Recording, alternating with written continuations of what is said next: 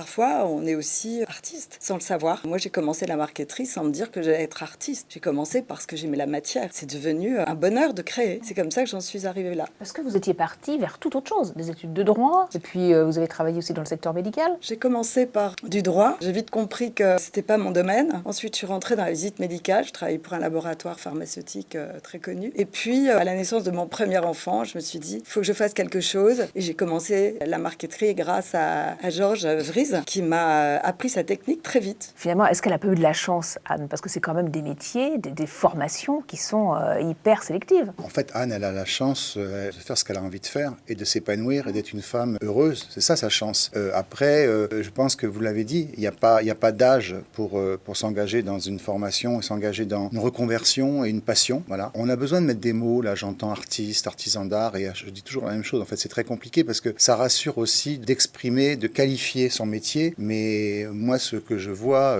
quand je regarde Anne, Karl, je vois des gens humbles, passionnés et finalement qui ont envie de transmettre et de partager leur quotidien. Voilà. Donc la formation est essentielle, bien évidemment, mais le goût, l'envie, c'est ce qui les rassemble. Parce que moi, je suis ni artisan d'art ni designer, donc je le dis toujours aussi, c'est important. Et quand je vois ces gens, l'humilité qui les anime alors qu'ils ont un talent fou et exceptionnel, je me dis que oui, les écoles sont juste des révélateurs de talent, hein, mais il n'y a pas d'âge en fait pour choisir quelque chose et pour s'y épanouir.